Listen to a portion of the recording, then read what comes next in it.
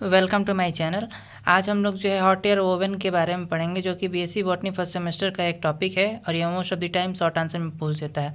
तो hot air oven जो है एक लैबोरेटरी डिवाइस है, लैब में यूज होने वाला है एक डिवाइस है, जिसमें कि हम लोग ड्राई हीट का यूज़ करते हैं। और वो भी किस लिए यूज़ करते हैं कि कोई भी इंस्ट्रूमेंट हो गया या फिर कोई डिफरेंट मटेरियल्स हो गया, उसको स्टेरिलाइज करने के लिए।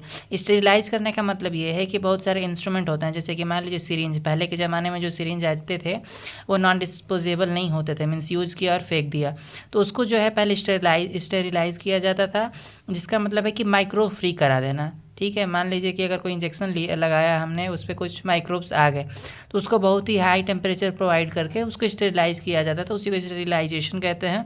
तो हॉट एयर ओवन क्या है? एक लेबोरेटरी डिवाइस है जिसका यूज जो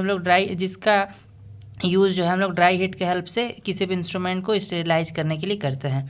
तो this is a dry air type steriliser with 3 wall and 2 air space. इसमें जो होता है 3 दीवारें होती हैं और 2 एयर की स्पेसेस होती हैं, जिसमें कि हम लोग इंस्ट्रूमेंट रखते हैं। The outer wall and 2 air space. Outer जो होती है वो वॉल होती है और अंदर की जो है 2 स्पेस होती है, एयर स्पेस, जिस पे इंस्ट्रूमेंट हम लोग रखते हैं स्टेरिलाइज करने के लिए। The outer wall are made up of asbestos to reduce radiation of heat. तो एस्बेस्टोस जो होता है ये आउटर वॉल रहता है, और एस्बेस्टोस मटेरियल की एक खासियत होती है कि ये हीट रेजिस्टेंट होता है, मीन्स कि ये बहुत ज़्यादा हीट पे भी ये गलता नहीं है। Hot air steriliser is operated electrically. इसको जो है इलेक्ट्रिकली ऑपरेट किया जाता है। In this case heater coil is either be placed at the bottom of the oven और ऑन द साइड वॉल। जो इलेक्ट्रिकल डिवाइस कनेक्ट रहता है तो इसमें कॉयल यूज़ किया जाता है, हीटर कॉयल। अब हीटर कॉयल ये जो है बॉटम में भी हो सकता है और वॉल के साइड में भी हो सकता है। A convection current travel complete circuit through wall space and interior of the oven. और जो सर्किट होता है वो वॉल स्पेस या फिर ओवन के इंटीरियर पार्ट्स से भी क्या करता है, गुजरता रहता है, मीन्स चलता रहता है। The temperature inside oven is control by thermostat. अब जो टेम्परेचर हम लोग प्रोवाइड कर रहे हैं उसका जो मेंटेनेंस रहेगा या फिर कंट्रोलेंस जो रहेगा वो थर्मोस्टेट करता है। अब अगर बात करें इसके प्रिंसिपल की, hot air steriliser is operated at temperature of 160 degree to 180 degree. Means इसका जो हमारा जो हॉट एयर ओवन है इसकी को जो ऑपरेट करने के लिए हमें मिनिमम टेम्परेचर 160 डिग्री से लेके 180 डिग्री तक चाहिए, और इसको कम से कम 1 से 1.5 घंटे तक छोड़ दिया जाता है टेम्परेचर इतना मेंटेन करने के बाद। और अगर टेम्परेचर जो है 180 डिग्री के ऊपर जाता है तब डेंजर का चांसेस रहता है। अगर कोई भी इसमें वस्तु रखी गई होती है जैसे कॉटन रहता है तो वो जल जाता है।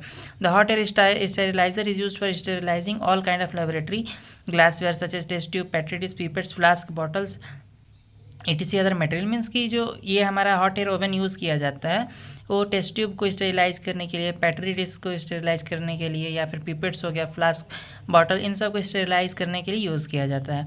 Other material which is not be burn at high temperature में also be sterilise in hot air steriliser. Means जो हीट रेजिस्टेंस ऑब्जेक्ट होंगे उसको भी हम लोग स्टेरिलाइज कर सकते हैं, जो कि बहुत ज़्यादा टेम्परेचर पे क्या होगा, वो जो है मतलब कि उसको नुकसान नहीं होगा, वो जलेगा नहीं। अब देखते हैं कि हमारा जो हॉट एयर ओवन है कहाँ कहाँ यूज होता है। तो हॉट एयर ओवन स्टेरिलाइजर जो है वो अभी हमने पिछले पॉइंट में बताया कि लेबोरेटरी के ग्लास वेयर में यूज होता है, मीन्स ग्लास से रिलेटेड इंस्ट्रूमेंट, जैसे कि टेस्ट ट्यूब होता है, पेट्री डिश होता है, पिपेट होता है, फ्लास्क होता है, बॉटल, और मटेरियल जो कि जलता नहीं है जल्दी। मेडिकल टूल्स में भी यूज होता है, जैसे कोई इंजेक्शन हो गया, या फिर मान लीजिए एप्रॉन होता है, जो डॉक्टर्स के ऑपरेशन थिएटर में जाते हैं तो एप्रॉन जो पहन के जाते हैं उसको भी स्टेरिलाइज किया जाता है, क्योंकि जो ऑटोक्लेव स्टेरिलाइजेशन इक्विपमेंट होता है वो जो होता है स्टीम के थ्रू होता है। तो वो क्या करता है कि अगर कोई हम लोग चीज़ जिसे हम लोग सूखा, मतलब कि वो सुखाता नहीं है, वो गीला कर देता है, और ये ड्राई हीट के हेल्प से होता है तो ये ड्राई का ड्राई ही रह जाता है। हॉस्पिटल एंड लेबोरेटरी में भी मतलब इसके इंस्ट्रूमेंट्स को स्टेरिलाइज करने के लिए हॉट एयर ओवन का यूज़ किया जाता है। और ये इस फूड को भी स्टेरिलाइज करते हैं, फार्मास्यूटिकल इंडस्ट्री में भी यूज़ होते हैं, और अदर प्रोडक्ट्स को भी स्टेरिलाइज किया जा सकता है। अब हॉट एयर ओवन यूज़ करते समय हमें किन बातों का ध्यान रखना चाहिए, उन प्रिकॉशन के बारे में जानते हैं। It is necessary to check proper temperature at which material are sterilize. तो हमें सबसे पहले टेम्परेचर को मतलब चेक करना चाहिए कि जितना टेम्परेचर चाहिए उतने टेम्परेचर पे ही हमारा हॉट एयर ओवन चल रहा है या नहीं। सेकंड पॉइंट होता है कि there should be temperature controlling device और maintaining the temperature required for sterilisation. तो हमें टेम्परेचर को मेंटेन करने के लिए कंट्रोलिंग डिवाइस जो थर्मोस्टेट होता है उसको देखते रहना चाहिए। और थर्ड पॉइंट है ensure that oven and its surrounding is clean. ये भी देखते रहना चाहिए कि ओवन और सराउंडिंग जो है वो क्लीन हो।